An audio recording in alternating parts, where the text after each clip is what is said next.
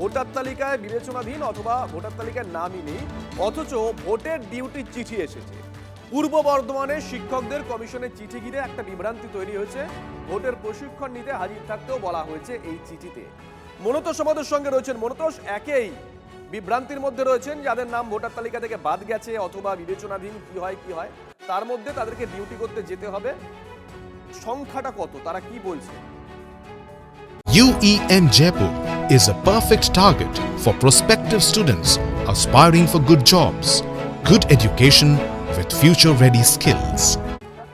দেখো, যাদের নাম এসছে শিক্ষকদের, মূলত আমরা যেটা পাচ্ছি যে বেশ কয়েকজন শিক্ষক তাদের নাম এসছে, তাদেরকে ট্রেনিং করতে যেতে হবে। এবং যেটা দেখা যাচ্ছে যে এই শিক্ষকদের কিন্তু কারো নাম রয়েছে বিবেচনাধীন এবং কারো নামই নেই তালিকায়, এবং তারাই প্রশ্ন তুলছে যে আমাদের তো নাম নেই, সেক্ষেত্রে আমরা কিভাবে এই যে ভোটের যে কর্মকাণ্ড তাতে আমরা কিভাবে পার্টিসিপেট করতে পারবো, এই নিয়ে কিন্তু তারাই প্রশ্ন তুলছেন। তারা জানাচ্ছেন যে আমরা দীর্ঘদিনের ভোটার, আমাদের পরিবারের লোকজন এখানে ভোট দিয়েছে, আমরা এর আগেও ভোটের কাজে নিযুক্ত হয়েছিলাম, তারপরেও আমাদের নাম নেই, আমাদের নাম বেশ কয়েকজনের নাম বিবেচনাধীন রয়েছে। এবং আমাদের যে পোস্টাল ব্যালট, সেই পোস্টাল ব্যালটের ফর্মও তুলে দেওয়া হয়েছে আমাদের হাতে, এবং সেই নিয়ে কিন্তু ধোঁয়াশা তৈরি হচ্ছে যে তারা কিভাবে কাজ করবে, তারা এই প্রক্রিয়ার সঙ্গে কিভাবে জড়িত থাকবে, এই নিয়ে কিন্তু তারা নিজেরাই প্রশ্ন তুলছে। যেখানে আমাদের নিজেদের নাম নেই, আমরা কিভাবে এই প্রক্রিয়ার সঙ্গে যুক্ত থাকবো, নিজেরাই প্রশ্ন তুলছে। তো নিজেই এখন ভোটার কি ভোটার নয় অনিশ্চিত, তাহলে আমাকে এখন ভোট কর্মী হিসাবে নিয়োগ করেছে, তাহলে আমি কি নিজেই ভোটার নয়, আমি আবার অন্যের ভোট নিতে যাব কি করে? তাহলে আমার সঙ্গে কি কমিশন বা যারা আছেন এই দায়িত্বে তারা কি আমার সঙ্গে দ্বিচারিতা করছেন না?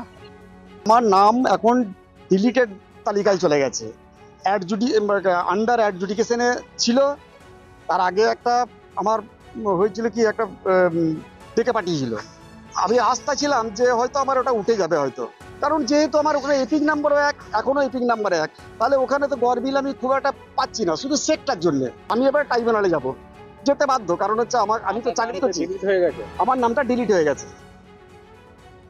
ভোটার তালিকায় বিবেচনাধীন অথবা নাম নেই, অথচ ভোটের ডিউটির চিঠি এসেছে। পূর্ব বর্ধমানে শিক্ষকদের কমিশনের চিঠি ঘিরে একটা বিভ্রান্তি তৈরি হয়েছে। ভোটের প্রশিক্ষণ নিতেও হাজির থাকতে বলা হয়েছে ওই চিঠিতে।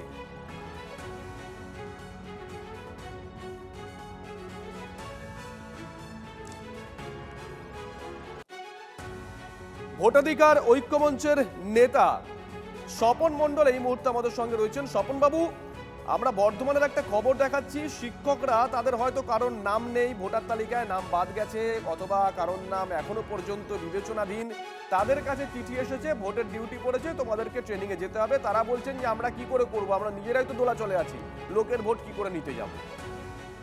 একদম সঠিক কথা বলেছে। শুধুমাত্র যে বর্ধমানে এরকম ঘটনা ঘটেছে তা নয়, আমাদের খোদ কলকাতাতে আমি গতকাল একজন বিএলও আমাকে ফোন করেছিলেন এবং প্রিজাইডিং অফিসার ঢাকুরিয়া থেকে, তারও আন্ডার অ্যাডজুডিকেশনে আছে, তাকেও কিন্তু ভোটার ট্রেনিং নিতে বলেছে, 27 তারিখে ট্রেনিং আছে।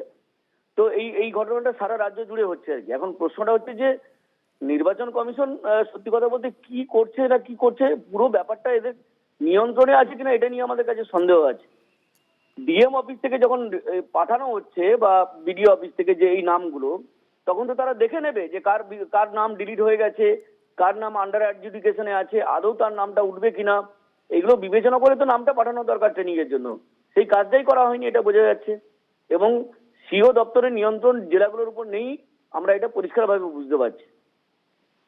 ধন্যবাদ।